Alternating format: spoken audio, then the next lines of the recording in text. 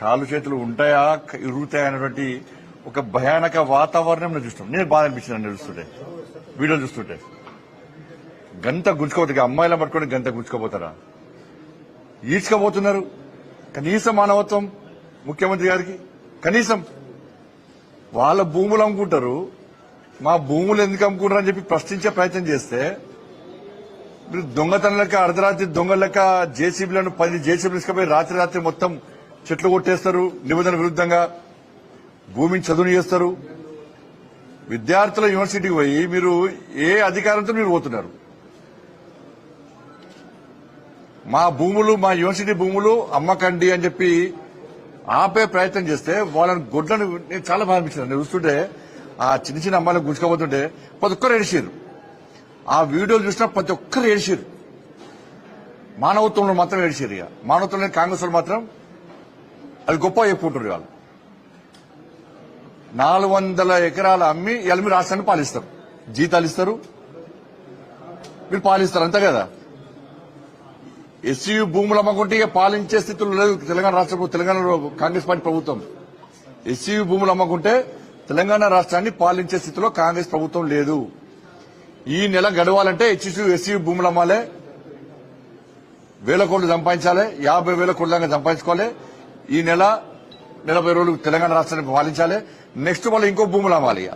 అంటే రాబోయే తరాలకు ఒక గజం జాగ కూడా ఉంచే పరిస్థితిలో కాంగ్రెస్ పార్టీ ప్రభుత్వం లేదు. గజం జాగ ఉండదు రాబోయే తరాలకు. అన్నం వేస్తారు. ఇక అంటే ఏవీవీపీ కార్యకర్తలను అడ్డుకుంటే, ఆందోళన చేస్తే రాత్రి ఎత్తుకపోయారు, పోలీస్ స్టేషన్ లోపల కొట్టారు. ఏవీవీపీ కార్యకర్తలు 3 పోలీస్ స్టేషన్ లోపల కొట్టారు. ఒక కార్యకర్తను రాత్రి కూడా వదిలిపెట్టలే. అర్ధరాత్రి కొంతమంది వదిలిపెట్టారు, ఇంకో 2 కార్యకర్తలు రాత్రి కూడా వదిలిపెట్టలే. ఇంత ఘోరమైన అరాచకమా? బీఆర్ఎస్ పార్టీ కంటే ఎక్కువ అరాచకం ఈ కాంగ్రెస్ పార్టీలో. ఇంత అరాచకం మంచి కాదు. ఇప్పటికైనా ఆ భూముల అమ్మకాన్ని వెంటనే నిలిపియాలని చెప్పి భారతీయ జనతా పార్టీ డిమాండ్ చేస్తున్నది. ఎవరైతే విద్యార్థుల మీద లాఠీచార్జ్ చేశారో, విద్యార్థులు కొట్టారో ఆ పోలీస్ అధికారులుగా చర్యలు తీసుకోవాలి. ఫస్ట్ యాక్షన్ తీసుకోండి. మీరు విచారణ జరపాలి. మీరు హోమ్ మినిస్టర్ గానే చెప్తున్నాను నేను. మాకు విచారణ జరిపే అధికారం లేదు కాబట్టి మీకు చెప్తున్నాను నేను. ఇలా విద్యా కమిషన్ వేసారు, అర్బన్ నక్సల్ తీసుకొచ్చి విద్యా కమిషన్ వేసారు. మరి ఎడవేరు మీ నోర్లు ఎవడమైనాయి? మిమ్మల్ని విద్యా కమిషన్ చైర్మన్లుగా, మెంబర్లుగా కాంగ్రెస్ పార్టీ ప్రభుత్వం వేసింది కదా. మీరు గతంలో ఉద్యమాలు చేశారు కదా. మీరు నక్సల్ సిద్ధాంతం కదా, మావోయిస్టు భావాజాలం కదా.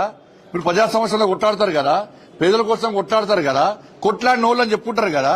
మరి ఇలా ఎస్యూ భూములు అమ్మితే ఈ విద్యా కమిషన్ చైర్మన్లు, మెంబర్లు మీ నోరు లేడవేనాయి. మీరు కాంగ్రెస్ పార్టీ ప్రభుత్వాన్ని ఎందుకు ప్రశ్నిస్తలేరు? మీరు ప్రశ్నిస్తలేరు అంటే ఎస్సీ భూములను మీరు సమర్థిస్తున్నట్టే. కమ్యూనిస్టు భావాజాలను మీరు అందరూ కూడా సమర్థిస్తున్నట్టే. మీరు భూములు అమ్ముకోండి అని కాంగ్రెస్ పార్టీ కానీ అమ్ముకునే విధంగా స్వేచ్ఛనిస్తున్నట్టే. వాళ్ళ కంచి వీళ్ళు కమిషన్ తీసుకుంటారు. వీళ్ళు వాటా వీళ్ళకి వస్తుంది. ఏడవైనా మీ కమిషన్ చైర్మన్ అండి, మీరు ఉద్యమకారులు కదా. కానీ వెంటనే ప్రభుత్వం తన నిర్ణయాన్ని ఉపసంహరించుకోవాలని చెప్పి భారతీయ జనతా పార్టీ డిమాండ్ చేస్తున్నది. విద్యార్థులు చేసేటువంటి ఆందోళనకు భారతీయ జనతా పార్టీ పూర్తి మద్దతిస్తాం. ఇది పూర్తిగా ప్రజాస్వామ్య వ్యతిరేకం. ఇది భూములమ్మి రాష్ట్రాన్ని పాలిస్తారంటే ఇటువంటి ప్రభుత్వం ప్రజలకు అవసరం లేదు.